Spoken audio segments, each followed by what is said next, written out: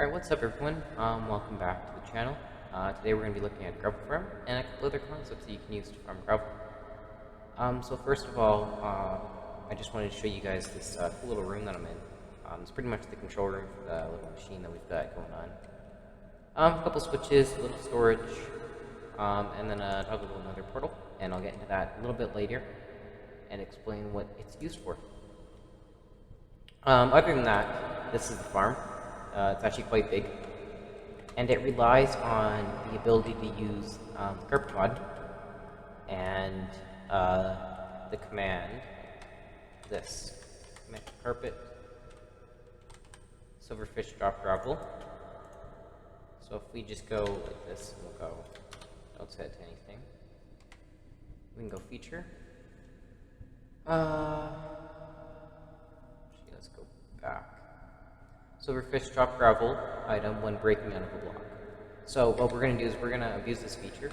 So the system that I've come up with is we've got a couple snowmen shooting some silverfish. This was actually used by Almango's Patreon server for a similar machine.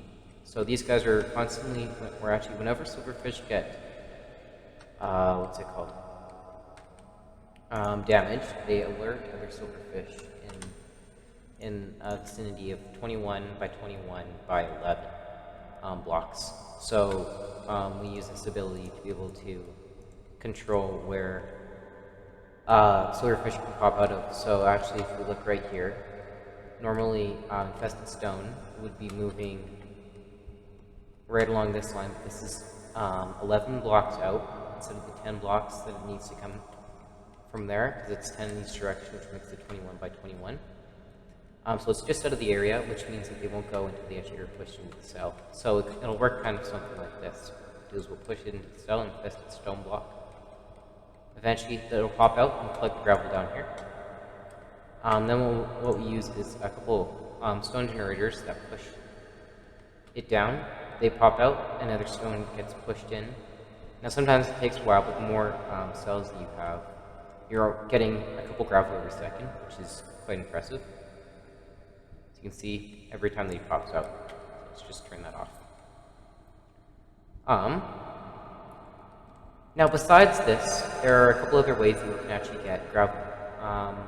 First of all, just being able to mine it straight, which is boring, and you end up ruining the landscape, which personally I'm not a fan of. Another way is using a duping setup like this in an end portal.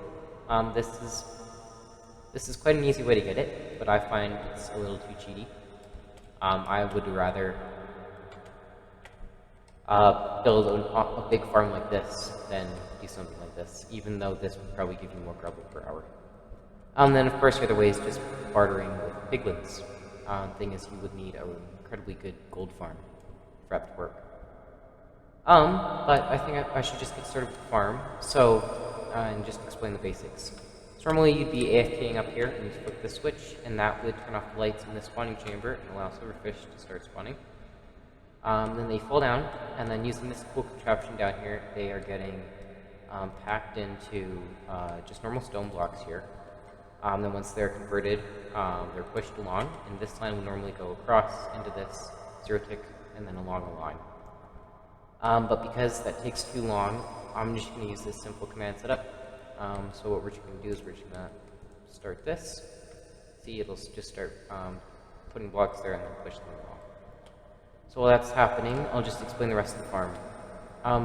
So really, the farm is just a bunch of those little cells with a bunch of conveyor belts that go between. These conveyor belts are really simple. Block comes over, updates this, and then this piston will fire going this way, and that pushes the block from being here to here, and the next time that block goes, it'll be pushed over here, and then this one will be pulled block, so there's actually always a gap after the stone block. And then other than that, it's just a couple easy collection systems. Now to make this super efficient right here, where all these hoppers are, I actually had daylight sensors. And I ran the farm and it worked perfectly. Thing is, for some reason, what we'll do is I'll set up a little thing like this. So clearly the hoppers lead into one another. So even if we have gravel, so if we get like a whole bunch of different types of blocks, we put a whole bunch in there, what happens with this daylight sensor, it's actually getting locked there because since it's day. Actually, it's not even doing it. Oh, that's because we're underneath.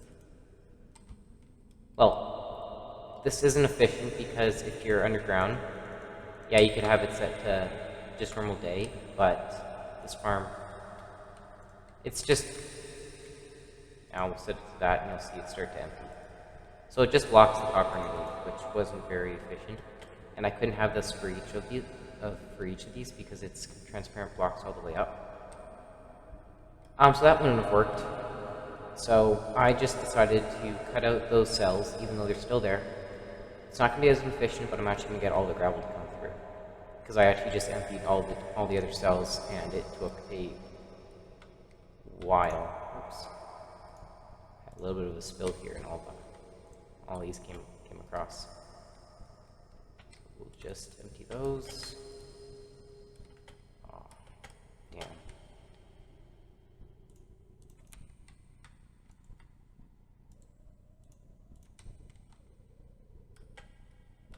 Get rid of this. There we go. And I had a little bit of a spill here, so that wiped out that torch. But back to what I was talking about before. Really, the farm is just a bunch of little complicated systems that all combine together. Actually, a bunch of little systems. And then up here, when they come around, all the infested stone blocks, there's actually an overflow protection, because this isn't instant from when that stops. It's kind of like a caterpillar effect. You have to wait a little bit before all the blocks stop moving. So up here, we just have a little bit of a conveyor that goes up, and then when they are actually right in that layer where the lava is, they pop out of their blocks, and then they just die to the lava. And that's just serves our overflow protection. Then we have a couple detectors here, which just run down, and they actually tell us with a lamp down here saying that it's full, and the next batch is, and that you should turn it off. So what I'm going to do is I'm just going to wait for this, for these to start filling up. It'll be probably about 15 minutes until this is completely ready. But we'll cut here. But actually, before I cut, I just wanted to say this farm is only for carpet mod. And I do really want to stress that. I know a lot of you probably don't have Java and you can't get it. But really, if you are on Java, or you're the host of a server, I would consider putting carpet mod on it. It's created by Nembon. He's an incredible guy. He's so smart. And this thing just helps with simple things like counting blocks, measuring the efficiency of farms, and just like some peace of mind stuff, especially like this, where it adds the ability to get certain blocks that you wouldn't normally be able to get in the game. So really, if I were you, I would download this. If you get OptiFabric, it's compatible with Optifine. All fabric mods are. Yeah, it's a super great mod. So what we're going to actually do here is just cut it, and then we'll come back to when all the cells are filled out. Alright, and we're back. So right now we're just in the control room. All the blocks just finished updating. And I'm actually just going to show you a quick little thing. So normally this is what it would look like. And this light's turned off. But as soon as we get any block that pushes up, and this goes up. Actually, I'm going to have to do that a little bit quicker.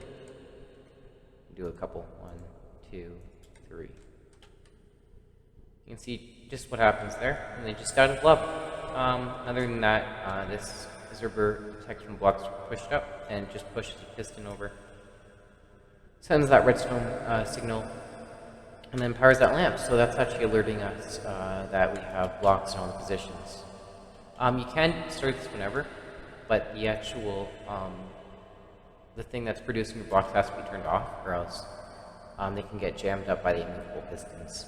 So then what we do is we move the cells, or move the blocks into their cells, just like that, and then they should all start exiting. Let's see if we can get down there quickly. There we go. You can see those little guys down there. We should do a couple other things first. We're just gonna, and then we're actually going to turn on the stone generators. And that's what's going to be producing the stone that's being pushed into the cells and actually making the gravel. So I think we can see what's going on here. Hopefully. There we go. They pop out, and they all go into the next block, and they'll pop out again. Then of course all the gravel just falls down, and sent into this water stream and sent back up. And right now, I think it's just going into the normal storage. So I actually just unclogged the system, and I was surprised to see this much gravel in here. If you just look.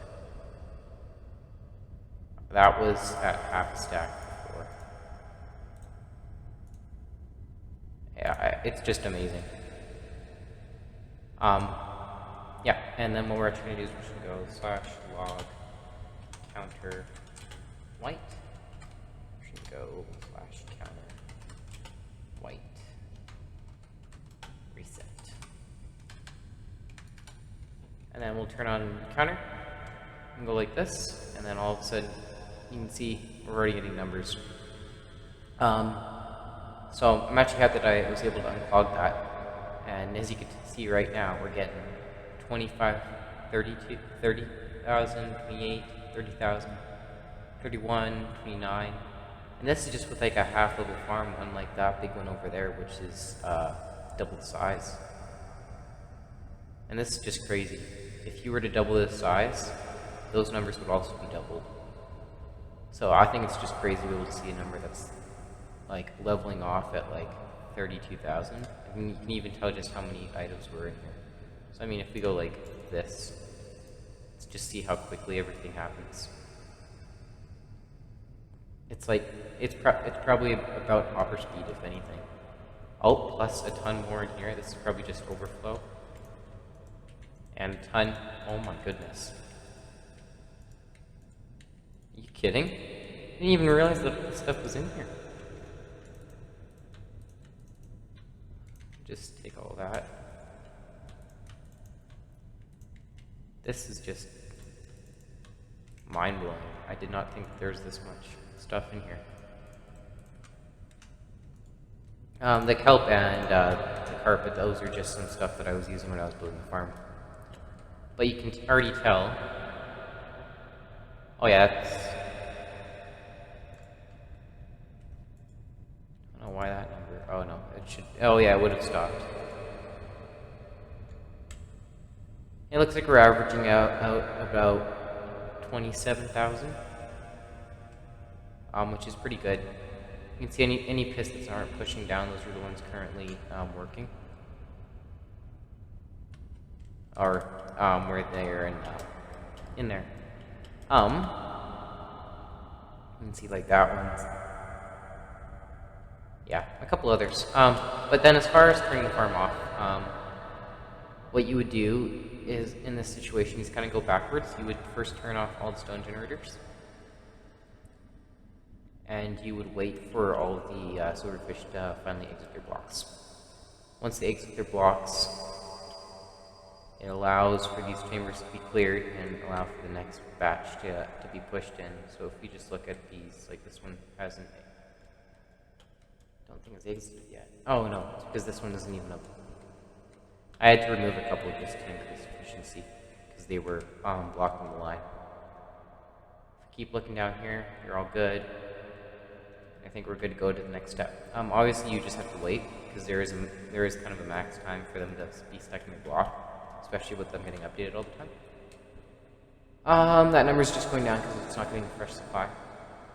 Then what we'll do is we won't do that. There's two things we can do. We can fly away and come back the next time, but make sure that this is turned off, or else it's gonna break it. Or we can use the nether portal trick where we leave the world for 15 seconds because the world checks every 15 seconds. But I'm just going to fly away because I find that's the most reliable. And what we're doing by flying away is we're just getting rid of any silverfish remaining. So we just fly out until everything's out of sight, and then we'll fly back. Actually, what am I facing towards?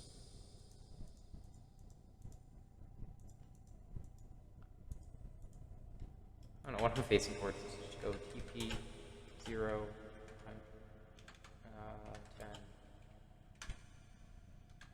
100. That's not how you spell TP. Oh, goodness. Name 0, 10, 100. And I'm on the wrong side. Doesn't matter. And just fly back over here. And actually, when we fly back over here, the only ones that should still be live are these guys. That's because they're named. So now, if we just look in all these cells, don't worry about this stuff. That's meant to be like that. But all of them are okay. Yep. And then once they've all despawned, the farm can simply pretty much just be turned off. Or if you just come back another time, just go like this, and you can just bask in the amount of gravel that you have. This is like, I did not think the farm was going to ever be this efficient. And I'm sorry, I really just did not ever think that. Because when I first built this farm, obviously it had the clog and I didn't even know about it, so that was a little bit surprising. I'm just in love with the fact that it's so fast. Yeah, so I'm going to say that it averages about 27,000 items per hour, which is, I would say, more than enough. Especially if this is on a server. I mean, who wouldn't really want this farm? But that's all from me today. I hope you guys enjoyed this video. Please subscribe if you really enjoyed it. And I'll see you guys in the next one.